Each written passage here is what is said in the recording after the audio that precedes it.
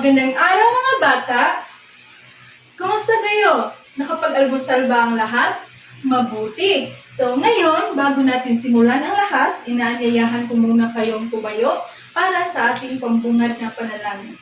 Sa ngalan ng Ama, ng Anak, ng Espiritu Santo. Please bow your heads and let us pray. Angel of God, my guardian dear, to whom God's love commits me here, ever this day be at my side, to light and guard, to rule and guide. Amen. Sa ngalan ng Ama, ng Anak, ng Espiritu Santo. Amen. Bago kayo umupo, ay siguraduhin nakaayos ang inyong mga upuan at pulutin ang mga basurang inyong nakita. Ngayon pa man ay pwede na kayong umupo. Muli, magandang araw sa inyong lahat. Bago natin simulan ang lahat, nais ko munang makita ang inyong mga nagagandahang ngiti. Pwede ko bang makita ang inyong mga nagagandahang ngiti? Ayan, napakaganda. Ngayon, nais kong kayong tumingin sa labas. Tumingin kayo sa labas. Ano bang napapansin niyo sa labas? Oo, napakainit sa labas. Kaya, mas maigi na uminom tayo ng tubig araw-araw upang maging healthy tayo at hydrated.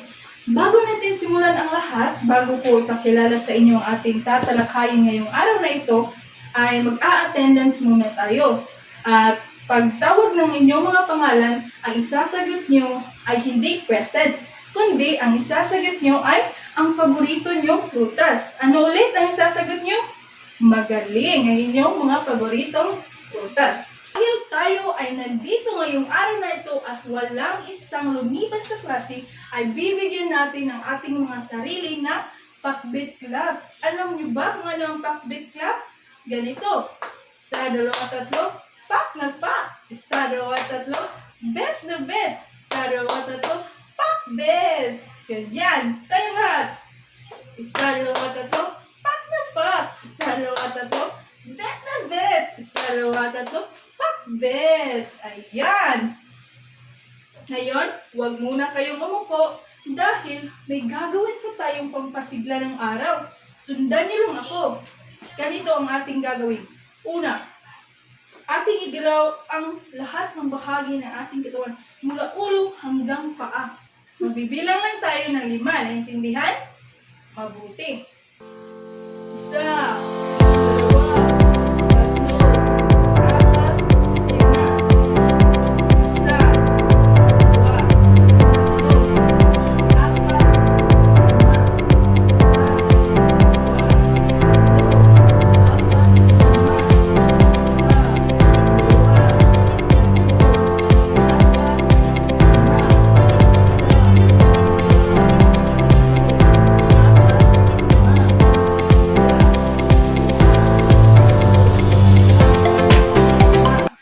Ayan, pwede na kayong umupo. Nagising ba ang lahat? Nasigla na ba kayo? Handa na ba kayo sa ating tatalakayin ngayong araw na ito? Bago natin tatalakayin ang ating tatalakayin ngayong araw na ito, ay magtatanong muna ako. Kung ano nga ba ang tinalakay natin noong unang araw? Yes, Sir Becca? Magaling! Ito ay patungkol sa kwento ni Pagong at ni Matsing. So anong aral na inyong napulot sa kwentong iyon? Yes, Athena? Magaling! Talagang nakikinig talaga kayo sa ating unang tinalakay. So bago natin tatalakayin ang ating pag-uusapang kwento ngayong araw na ito, ay ipapangkat ko muna kayo sa 3 pangkat. Ito ang unang pangkat, pangalawang pangkat, at ang pangatlong pangkat. Ang bawat pangkat ay bibigyan ko ng tigli 5 chips. Ito. So, bawat grupo, pangkat una hanggang sa pangatlong pangkat, ay bibigyan ko ng tigli 5 chips. At kung mapanatili yung 5 pa rin ang inyong chips hanggang sa matapos ang ating klase, ay may bibigay ako sa inyong gantimpala. Ngunit kapag ito ay hindi na naging 5 or magiging 4 o 3 na lang ang inyong mga chips, ay hindi kayo makakatanggap ng gantimpala. At makukuha ang inyong mga chips kapag Ang isang grupo ay nag-iingay. Kaya habang nagkwento ako dito sa harap, ay makinig kayo ng mabuti at huwag kayong mag-ingay. Kasi baka mabawasan ng inyong mga chips at hindi na kayo mabigyan ng gantimpala. Naintindihan po ba? Ano nga po ba ang gagawin? Mabuti.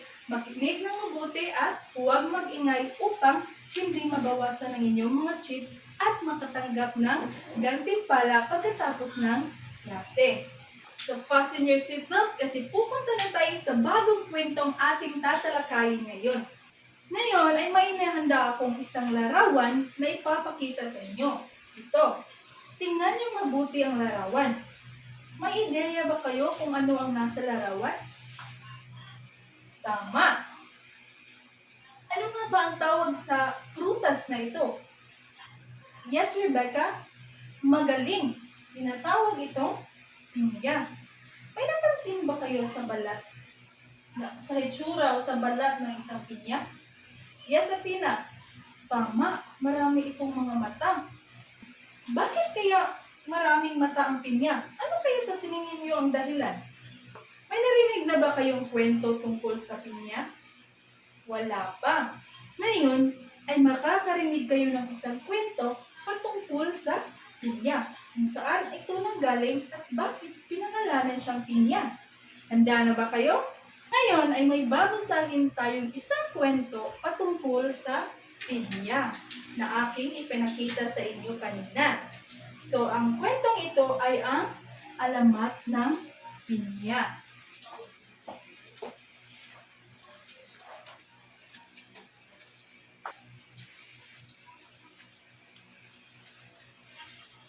Ngayon ay makinig kayo ng mabuti at huwag mag-ingay. Kasi ano nga sabi ko, baka mabawasan ang inyong mga chips at hindi kayo mabigyan ng gantimpala. Kaya ano nga gagawin habang nagkikwento ako dito? Mabuti, makikinig ng maigi at huwag mag-ingay.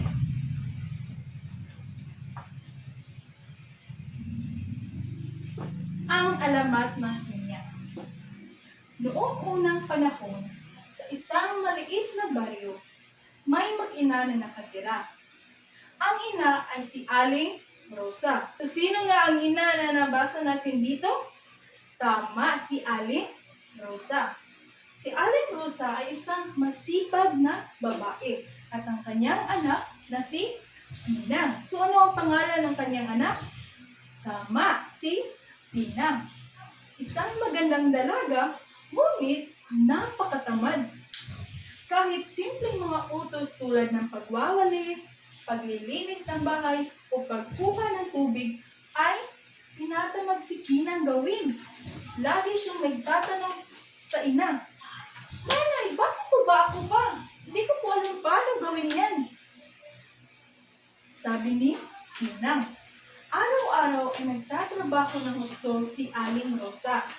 Habang si Pinang, nakaupo lang at nagpapahinga. Madalas ay pinagsasabihan siya ng ina, ngunit hindi siya natututo. Hanggang sa isang araw, ano kayang nangyari kay Pinang? Isang araw, dahil sa labis na pagod at pagkainis ng kanyang nanay na si Aling Rosa, ay nagdasal ito. Sabi niya, "Sana magkaroon ng maraming mata para makita mo lahat ng mga gawain dito sa bahay." Sabi ni Aling Rosa, pinagdasal niya na sana maraming mata si Pina upang makita niya ang mga gawain dito sa bahay. Kinabukasan, hindi na makita si Pinang. Saan kaya si Pinang?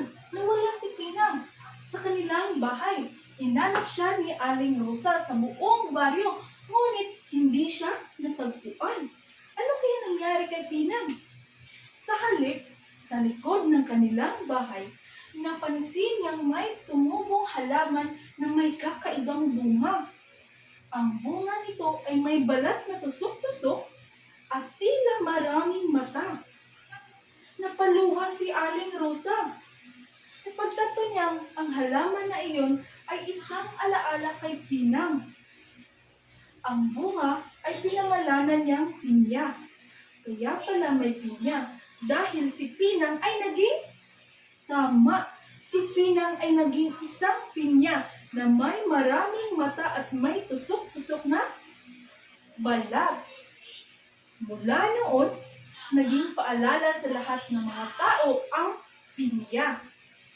Ang tamad at ayaw matuto sa gawaing bahay ay maaaring mawalan ng pagkakataon na itama ang kanilang pagkakamali.